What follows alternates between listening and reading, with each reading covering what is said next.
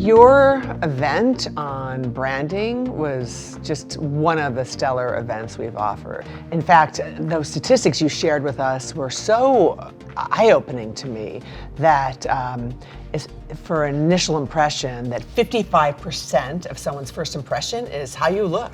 And that 38% is your elocution, and then just 7% is what you say initially. Mm-hmm. When I talk about that with some people, they get really turned off, like, oh, it's just about how beautiful you are, but it's not that at all. It's definitely more than how you look.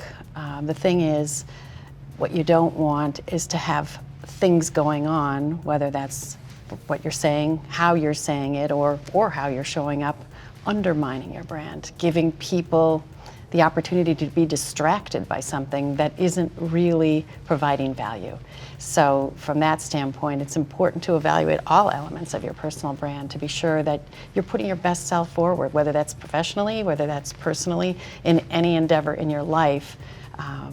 Being conscious of the elements of your brand and bringing all the elements together really allows you to show up in a way that's impactful. We all come to the world with gifts and abilities, and if we're conscious of what those gifts are and we are purposeful, intentional about how we are sharing those with other people in our everyday interactions, that's when we have the most sort of connected life, right? We have the most excitement in the things that we're doing because we're offering our ourselves in a full way. I do end up talking to a lot of different women, and especially women in transition, and I'll ask them, what's your elevator pitch? What's your story? And I don't hear, that voice of greatness and them owning what is it, why you, right? Because I think you reinforce that. It's like, well, why do they need to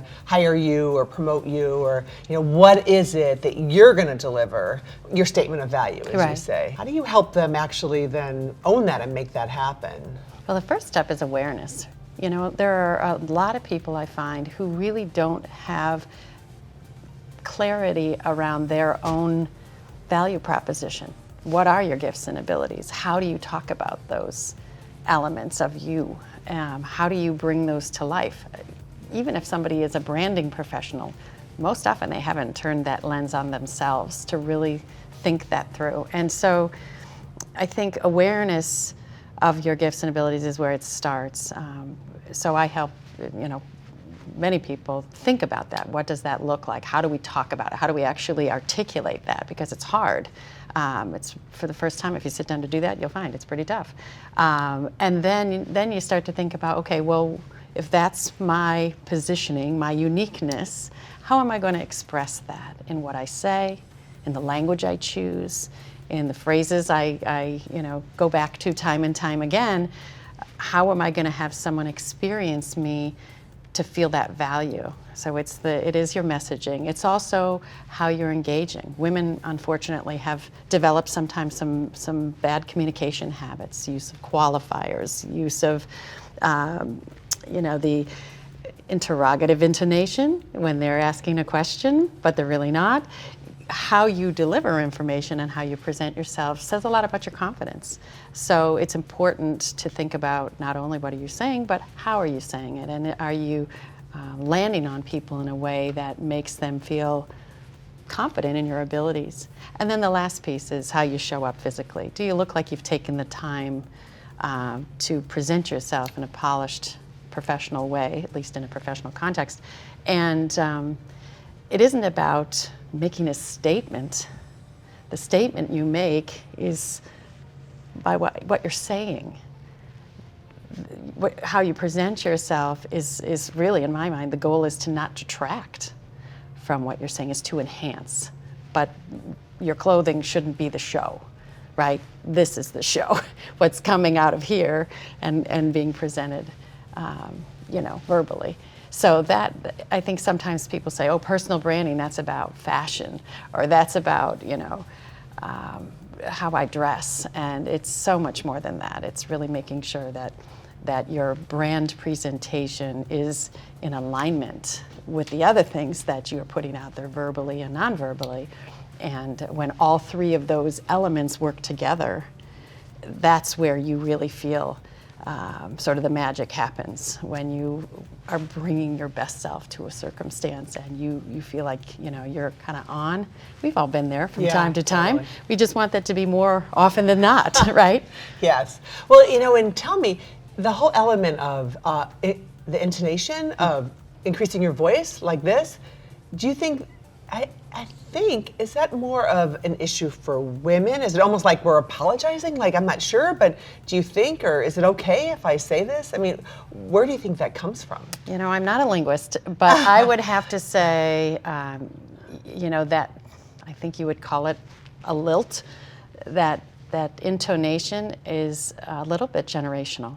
I think that you remember back when there was sort of, I'll date myself, but the Valley Girl kind of language that we laughed about when we were a little bit younger.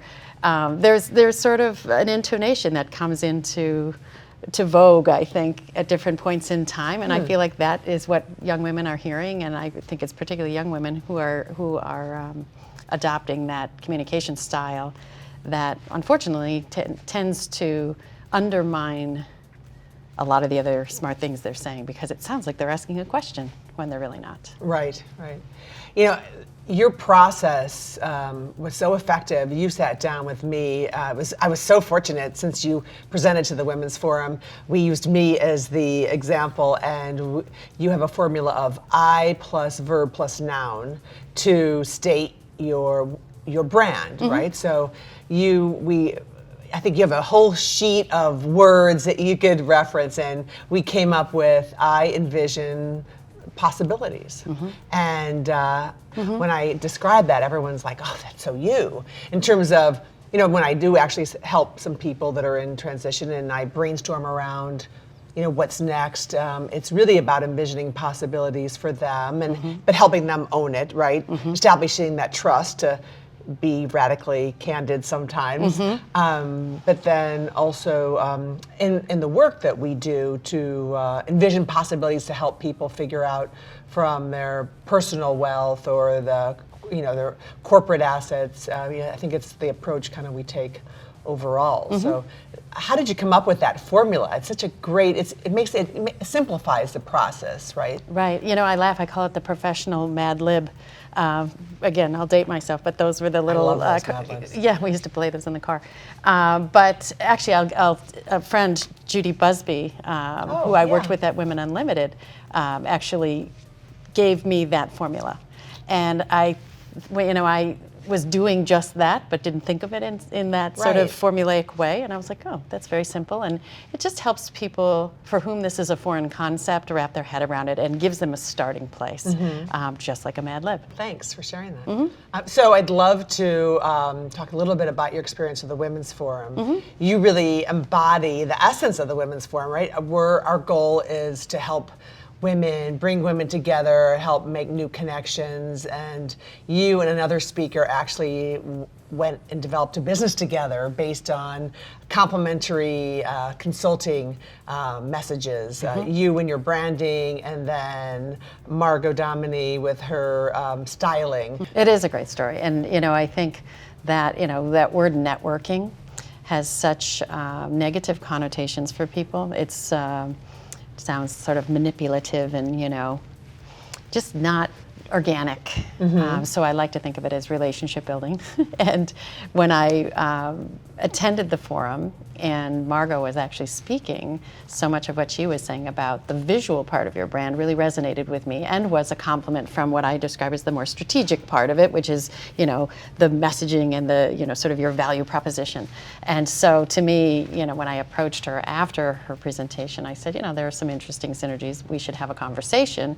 And that's really what it was, a conversation. And that's what networking is just having conversations and being open to opportunities, not just when you're seeking, not just when you're in transition, not just when you need something, but just being open to inspiration and you know, you have something to learn from everyone, and that's a growth mindset, right? Every single person has gifts and abilities and something to offer you, and if you're open to it and you don't judge them before they have an opportunity to present it, you can take away some really interesting things. So I think every time I've been to the Women's Forum, I have met multiple people who have brought to me a new way of thinking, an idea, just a nugget of something that sits with me and makes me do something differently. And that's really at the heart of why I come to the forum, why I presented at the forum, and why I continue to be involved, is because that, for women, is not always something that we understand until we have that happen. You know, we have something happen as a result, then we've tasted it and we say, oh, okay, I get it now. I think for me, the Women's Forum plays such an important role in helping women realize how important those connections and conversations are, and that it is critical to broaden your mind, broaden your relationships, and be open to inspiration from conversation.